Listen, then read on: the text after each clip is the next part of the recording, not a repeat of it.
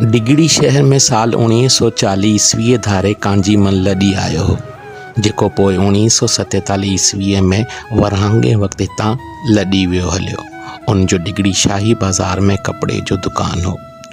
सेठ मोतीराम झामनदास जन 1946 ईस्वी धारे पहिरीं बीड़ियन ऐं पोइ कपिड़े जो दुकान रखियो। करमचंद 1947 ईस्वी में डिगड़ी लॾी आयो हो। मुरलीधर डूंगरोमल दुलजाराम लक्ष्मणदास मोतीराम जा माइट हुआ।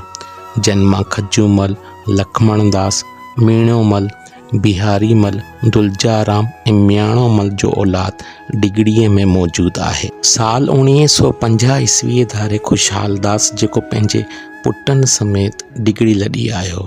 ही डिगड़ीअ में निबार गेह जो वापार पिण कंदो हो। मास्तर झामनदास टीकमदास ऐं जियो राजपाण में भाइर हुआ। डिगड़ीअ में हरीश ऐं अर्जुन वारनि खे झामनदास कमु वठी ॾिनो हो। लेखराज ऐं पहलाज स्टोर वारे खे बि झामनदास लॻारायो हो। चूनीलाल साल 1950 ईस्वी धारे डिगड़ी आयो हो। जन जो चौधरी मोहम्मद शरीफ दयालगढ़ वारे सां कारोबार गॾु हो।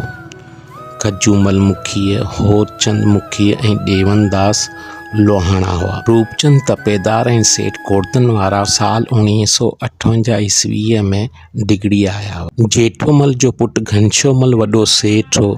ज़मीन बि हुअसि जेका मीरपुर ख़ासि रोड ते बांडी शाख वटि हुई। सूफ़ी राम वारा डिगड़ी शहर में सभ खां पहिरीं अचण वारनि मां आहिनि। इहे टंडो जान मोहम्मद लॻ ॻोठ मीर ख़ुदाबाद टालपुर खां लॾी डिगड़ी आया हुआ।